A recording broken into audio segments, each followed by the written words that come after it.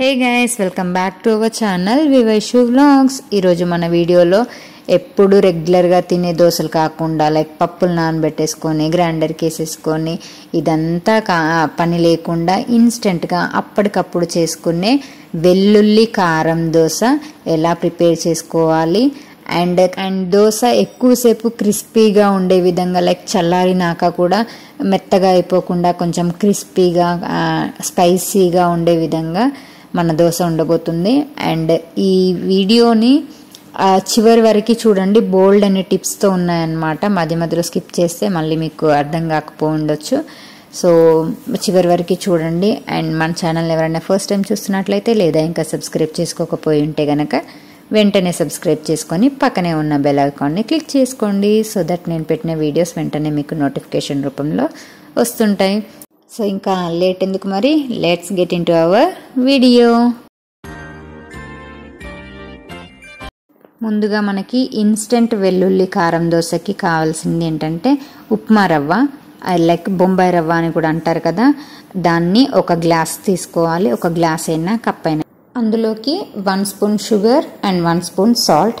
Sugar ఎందుకోసము అంటే మన దోశకి మంచి టెక్స్చర్ ఇస్తుంటుంది అనమాట షుగర్. సో దాని తర్వాత 3 టేబుల్ స్పూన్స్ బియ్యం పిండి. బియ్యం పిండి ఎందుకనంటే క్రంచీనెస్ కోసం, మంచి క్రంచీనెస్ ఇస్తుంటుంది బియ్యం పిండి. సో దాన్ని ఒక 3 టేబుల్ స్పూన్స్ వేసుకోవాలి. నెక్స్ట్ గోధుమ పిండి. గోధుమ పిండి ఎందుకు అనంటే మనకి పెనంకి స్టిక్ అవ్వకుండా, మనం ఉప్మా రవ్వనే తీసుకున్నాం కదా, ఉప్మా రవ్వ యాజ్ ఇట్ ఈస్గా వేస్తే స్టిక్ అయిపోయింది. సో 3 టేబుల్ స్పూన్స్ గోధుమ పిండి తీసుకున్నాను. నెక్స్ట్ అందులోకి ఒక 2 స్పూన్స్ ఆయిల్, ఏదైనా సరే వంట నూనె వేసేసుకొని వాటిని మిక్సీ పట్టేసుకోవాలి. మరీ ఎక్కువగా మిక్సీ పట్టేసుకోవద్దు. చూడండి ఎంత బరకగా పట్టుకున్నానో నాకు తెలుస్తుంది. అది అలా బరకగా జస్ట్ ఒక 1-2 మినిట్స్ అలా మిక్సీ పట్టేసుకుంటే అలా బరకగా అయిపోతుంది. మరీ మెత్తగా మిక్సీ పట్టేసుకుంటే మన దోశకి క్రంచీనెస్ ఉండదు. సో అందుకోసమని బరకగా పట్టేసుకోవాలి. మనం బరకగా పట్టుకున్న పిండి ఏదైతే ఉందో దాన్ని ఒక బౌల్లోకి తీసేసుకొని మనం ఏ కప్తో అయితే మెజర్ చేసుకొని ఉప్మా రవ్వ తీసుకున్నామో అదే కప్తో 1 కప్ పెరుగు తీసుకోవాలి. ఇది పుల్లటిదైనా పర్లేదు, కమ్మటి పెరుగైనా పర్లేదు. సో నేను ఒక గ్లాస్ ఉప్మా రవ్వ తీసుకున్నాను కాబట్టి 1 గ్లాస్ పెరుగు తీసుకున్నాను. ఇలా పెరుగును కూడా యాడ్ చేసిన తర్వాత మనం మిక్సీ పట్టుకున్న పిండి అంతటికి ఈ పెరుగు కలిసే విధంగా ముందు కలిపేసుకొని పెట్టేసుకోవాలి. తర్వాత మనం ఏదైతే గ్లాస్తో పెరుగు తీసుకున్నామో అదే గ్లాస్ ఆర్ కప్ ఏదైతే అది సేమ్ క్వాంటిటీలో వాటర్ తీసుకోవాలి. ఆ వాటర్ని కూడా ఒకేసారి వేసేయకుండా కొద్ది కొద్దిగా వేసేసుకోవాలి. నేను ఇందాక 1/2 గ్లాస్ వేసాను కదా, ఇంకా మిగతా 1/2 గ్లాస్ పక్కన పెట్టుకున్నాను. అది ఎందుకు అని అంటే కొద్ది కొద్దిగా వేసుకుంటూ కలిపేసుకోవడానికి. ఫస్ట్ ఎక్కువ పెట్టేసుకున్నాం అనుకోండి, ఎక్కువ పోసేసుకుంటే మళ్ళీ పిండి మరీ లూజ్గా అయిపోతే ప్రాబ్లం కదా. సో అందుకే కొద్ది కొద్దిగా వేసేసుకుంటూ కలిపేసుకోవాలి. మనం కొద్ది కొద్దిగా వేసేసుకుంటూ కలిపేసుకోవడం వల్ల కూడా మనకి పిండిలో ఉండలు అనేది లేకుండా ఉంటుంది. అలా 1 గ్లాస్ రవ్వకి 1 గ్లాస్ పెరుగు అండ్ ఇంకొక గ్లాస్ వాటర్ యూజ్ చేసేసుకొని పిండి మొత్తం కలిపేసుకొని పెట్టేసుకోవాలి. మన మామూలు దోశ బ్యాటర్ ఎలా అయితే ఉంటుందో ఆ టెక్స్చర్ వచ్చే విధంగా కలిపేసుకోవాలి. లైక్ మనం దోశ వేస్తే మనకి ఈజీగా స్ప్రెడ్ అయ్యే విధంగా ఉంటుందన్నమాట మన పిండి. దీన్ని ఒక 10 నిమిషాలు అలా పక్కన పెట్టేసుకోవాలి. ఈలోపు మనం వెల్లుల్లి కారం అనేది ప్రిపేర్ చేసి పెట్టుకుందాము. సో దీనికోసం ఒక 4 నుండి 5 వరకు వెల్లుల్లి రిబ్బల్ని తీసుకోవాలి. అలాగే 2 స్పూన్స్ కారం. మీరు ఒకవేళ నాకు ఎక్కువ కారం కావాలి అనేసి అనుకుంటే కనుక ఇంకొక స్పూన్ యాడ్ చేసుకోవచ్చు, నో ప్రాబ్లం. నాకైతే 2 స్పూన్స్ సరిపోతుంది. సో నేను 2 స్పూన్స్ కారం తీసుకున్నాను. అండ్ 1/2 స్పూన్ ఉప్పు సరిపోతుంది. ఎందుకనంటే మనం ఆల్రెడీ పిండిలో సాల్ట్ యాడ్ చేసుకున్నాం కాబట్టి ఇది 1/2 స్పూన్ సరిపోతుంది. దీన్ని మనం మిక్సీ కన్నా రోట్లో రుబ్బేసుకుంటే వెల్లుల్లి అనేది ఎక్కువగా మెత్తగా అవ్వకుండా మనకి దోశ పైన వెల్లుల్లి అక్కడక్కడ కనబడుతూ పంటి కింద నెయ్యిలో కాలిన వెల్లుల్లి ఫ్లేవర్ కానీ టేస్ట్ కానీ చాలా బాగుంటుంది. సో అందుకే మిక్సీ పట్టకుండా రోట్లో రుబ్బుకుంటే ఈ టేస్ట్ని ఇంకెక్కువ ఎంజాయ్ చేయొచ్చు అనమాట. సో అలా కచ్చా పచ్చాగా దంచేసుకున్న వెల్లుల్లి కారంని ఒక బౌల్లోకి తీసి పెట్టుకోవాలి. ఎందుకు అనంటే మనం ఇప్పుడు ఇందులోనే నెయ్యి యాడ్ చేస్తుంటాం అనమాట.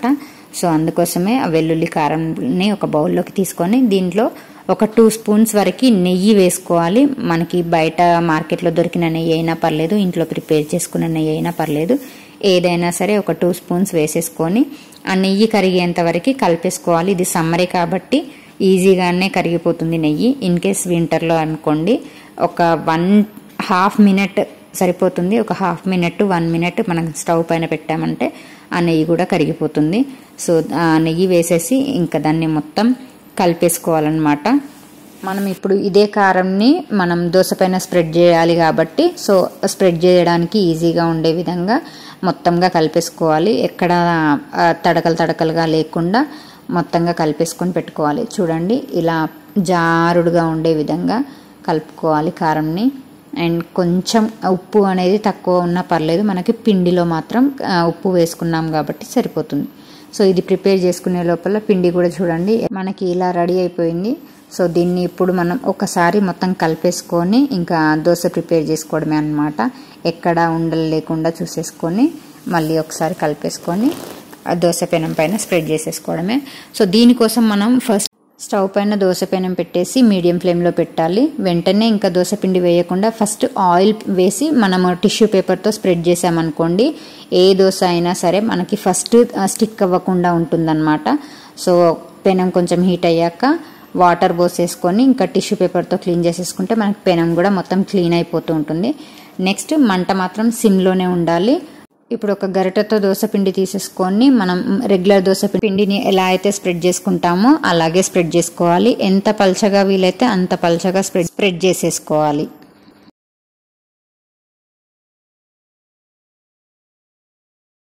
వెంటనే మనం వెల్లుల్లి కారం అనేది అప్లై చేయకూడదు. వెంటనే అప్లై చేస్తే మళ్ళీ పిండికి స్టిక్ అయిపోతుంటుంది అనమాట. సో 1 మినిట్ అలా ఆగిన తర్వాత పిండి ఉడుకుతుంది కదా, పిండి ఉడికిన తర్వాత మనం ఏదైతే ప్రిపేర్ చేసుకున్నామో ఆ వెల్లుల్లి కారంని 1 స్పూన్ కానీ 1.5 స్పూన్ కానీ సరిపోతుంది. అలా 1 స్పూన్ తీసేసుకొని అది దోశ మొత్తంకి స్ప్రెడ్ అయ్యే విధంగా స్ప్రెడ్ చేసేసుకోవాలి.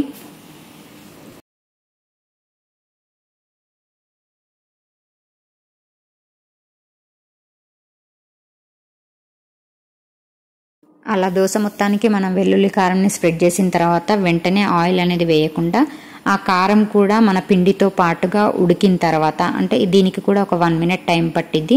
ఏదైనా సరే దోశ స్టార్టింగ్ నుండి ఎండింగ్ వరకు స్టవ్ మాత్రం సిమ్లోనే ఉండాలి.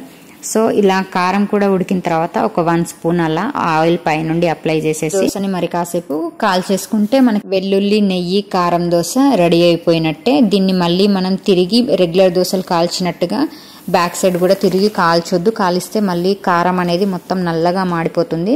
సో అందుకే స్టవ్ని మొత్తం సిమ్లోనే ఉండి కాల్చడం వల్ల మనకి కారం పిండి అన్నీ ఉడికిపోతుంటాయి అన్నమాట. అలా దోశ కాలి తీసిన తర్వాత మళ్ళీ వెంటనే దోశ పిండి వేయకుండా మనము వాటర్ని చిలకరించి టిష్యూ పేపర్తో క్లీన్ చేసేసుకున్న తర్వాత దోశ పిండిని మళ్ళీ స్ప్రెడ్ చేసేసుకోవాలి. ఇన్ కేస్ అలా వాటర్తో శుభ్రం చేయకుండా మనం దోశ పిండిని వేసుకున్నాం అనుకోండి మనకి తర్వాత వేసే దోశలు అనేవి మెత్తగా వస్తుంటాయి.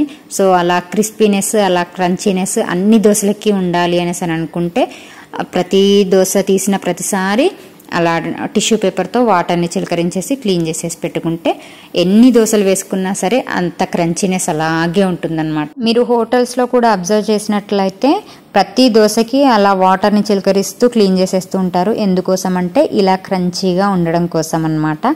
ఇదొక టిప్, మీరు ఫాలో అవ్వండి అండ్ ఆ క్రంచీనెస్ని ప్రతి దోశకి ఎంజాయ్ చేయండి. అండ్ నేనైతే ఈ నా వెల్లుల్లి నెయ్యి కారం దోశని ఎంజాయ్ చేస్తున్నాను. చాలా చాలా టేస్టీగా ఉంది. అండ్ మీకు కూడా ఈ టేస్ట్ని ఎంజాయ్ చేయాలి అనేసి అనుకుంటే మళ్ళీ నా వీడియోని చూస్తూ పిండి ప్రిపేర్ చేసుకొని దోశలు వేసేసుకోండి. అండ్ ఈ వీడియో కనుక మీకు నచ్చినట్లయితే లైక్ చేసి షేర్ చేయండి అండ్ ఛానల్ని ఎంకరేజ్ చేయడం కోసం సబ్స్క్రైబ్ చేయండి. Thank you so much for watching.